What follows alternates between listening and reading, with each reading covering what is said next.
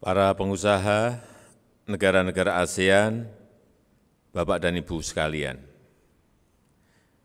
pandemi COVID-19 telah mengakibatkan krisis dunia yang sangat hebat.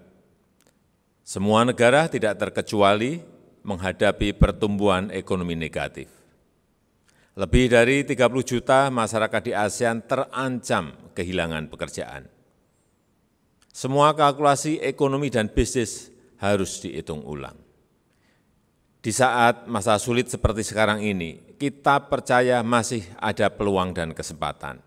Kita harus tetap optimis. Walaupun banyak masalah, tetapi ada kesempatan besar di tengah pandemi ini. Justru kita melihat percepatan perkembangan digitalisasi. Sesuai laporan Sekjen PBB, jaringan seluler telah menjangkau lebih dari 95% populasi dunia. Pada Juni 2020 terdapat 441 juta orang atau sekitar 65% populasi ASEAN adalah pengguna internet. Ketergantungan dunia terhadap teknologi digital makin tinggi, semakin tinggi.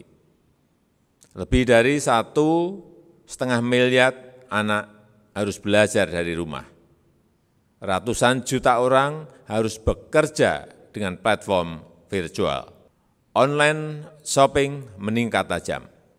Kondisi ini tentu memberikan peluang besar untuk mempercepat transformasi digital. Di ASEAN, potensi ekonomi digital mencapai 200 miliar US dollar di tahun 2025. Di Indonesia, potensi ekonomi digital diperkirakan mencapai 133 miliar US dollar di tahun 2025. Namun, tantangan transformasi digital masih sangat banyak. Pertama, banyak jenis usaha lama yang tutup. Banyak jenis pekerjaan lama yang tutup. Sekitar 56% pekerjaan di 5 negara ASEAN terancam hilang akibat otomatisasi. Kedua, digital gap di negara ASEAN juga masih sangat besar. Penetrasi internet belum merata di seluruh negara ASEAN. Dari 10 negara, hanya 3 negara yang memiliki penetrasi internet di atas 80%. Tantangan-tantangan inilah yang harus kita antisipasi dan harus kita mitigasi. Bapak dan Ibu sekalian, menghadapi tantangan di atas, kita harus melakukan berbagai terobosan. Business as usual bukanlah pilihan. Kita harus mempercepat transformasi digital, apalagi saat ini kegiatan ekonomi digital ASEAN masih kecil, hanya sebesar 7% dari total PDB ASEAN. Setidaknya ada 3 hal yang harus kita dorong. Pertama, memastikan revolusi digital yang inklusif. Revolusi digital yang inklusif membutuhkan 3A, akses, affordability, dan ability. 3 hal ini harus terus kita upayakan agar demokratisasi akses digital dapat berjalan. Penyiapan infrastruktur digital yang memadai dan merata di seluruh kawasan harus menjadi agenda utama, bukan saja untuk masyarakat di perkotaan, namun juga ke desa-desa, dengan harga yang terjangkau dan disertai dengan peningkatan digital literasi, melalui upscaling dan rescaling dari sumber daya manusianya. Yang kedua, ASEAN harus menjadi pemain besar dalam ekonomi berbasis digital. Ekonomi digital harus menjadi kekuatan ekonomi ASEAN. Kita tidak boleh sekedar menjadi pasar, tetapi harus menjadi pemain besar. Ekonomi digital harus membantu UMKM kawasan ASEAN untuk masuk dalam rantai pasok global. UMKM adalah tulang punggung ekonomi ASEAN.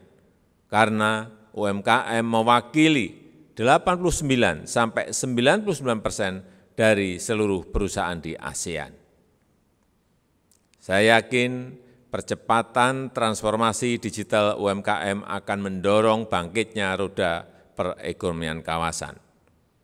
Pemerintah masing-masing negara ASEAN harus punya andil yang lebih besar dalam mendorong transformasi digital. Ini penting untuk menjadikan ASEAN menjadi kawasan yang digital friendly. Indonesia sendiri memiliki ekosistem digital yang menjanjikan. Indonesia mempunyai startup sebanyak 2.193 tahun 2019, kelima terbesar di dunia. Indonesia juga memiliki 1 dekakorn dan 4 unicorn. Sejak tahun 2018, Indonesia mengembangkan peta jalan Making Indonesia 4.0.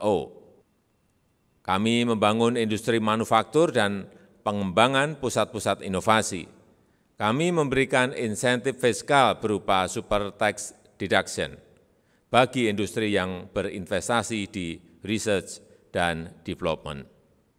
Yang ketiga, kita harus memperkuat sinergi untuk menciptakan ekosistem digital yang kondusif di kawasan. Kita harus bekerja sama untuk mengeliminasi hambatan perdagangan digital, membangun kepastian hukum, penyederhanaan prosedur, dan sistem perizinan. Membangun sinergi regulasi perdagangan digital, e-commerce, dan konektivitas digital, serta memperkuat kemitraan antara pemerintah dan swasta, PPP, untuk memperkuat konektivitas digital. Sinergi ini harus bersifat inklusif, tidak ada satupun yang boleh tertinggal. Itulah prasyarat jika kita ingin menjadikan kawasan ASEAN sebagai pemenang dalam era transformasi digital ini. No one is left behind. Terima kasih.